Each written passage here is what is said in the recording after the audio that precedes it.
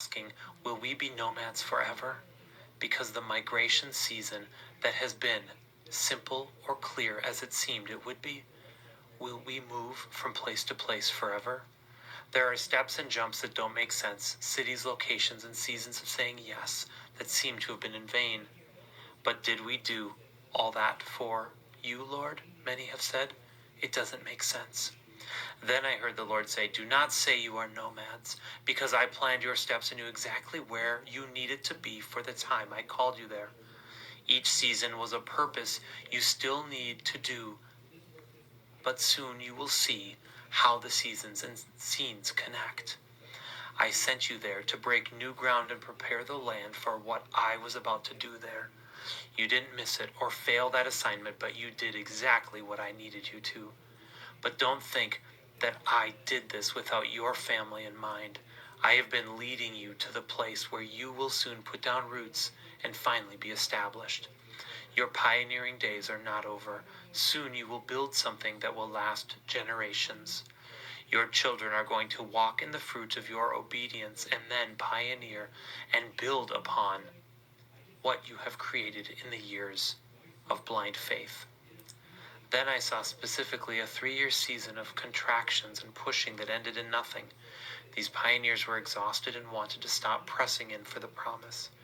I saw the books and manuscripts and songs that had been blocked and held back, the creative solutions that were needed for the season we have been in, but they came under fire and were never birthed.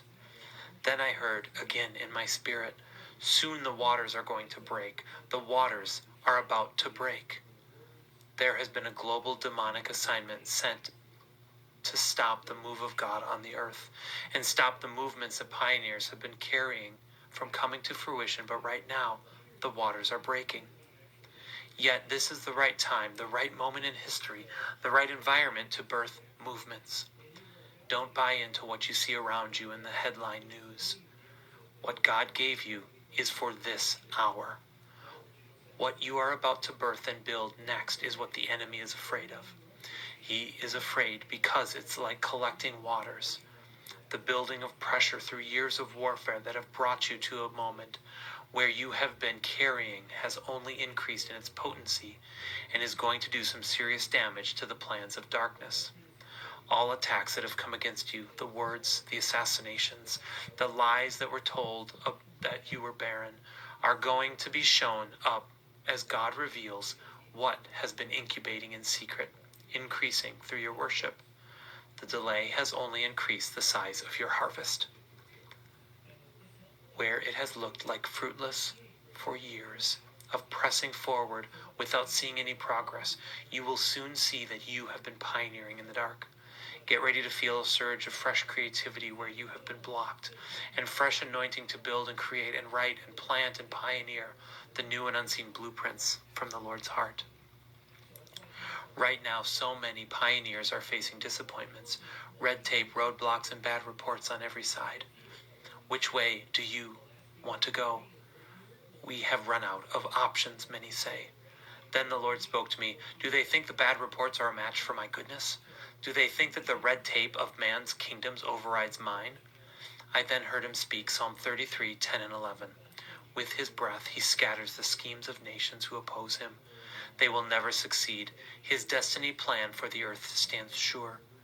His forever plan remains in place and will never fail.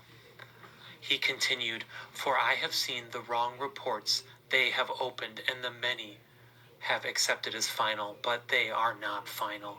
I will tear down the schemes and plans of the enemy and break through even the most impossible doors for them to walk through. Watch as I now fight for my faithful ones, my brave pioneers who have been given everything to follow me. Watch now as I break open the way where it seemed to be shut. Watch as I overturn the bad reports and breathe my justice and favor into trials against them. Watch as I settle the score and open up what looks locked. Even now many have begun to backpedal on their calling and have reduced their vision because the gates to nations looked shut. But I haven't called my pioneers to operate under the constraints of the natural, but in the realm of the impossible. So believe me again. I have marked you as my agents of change and breakers for the church, and I have anointed you as diplomats that will have no stops where I send you. Expect to see good news once again.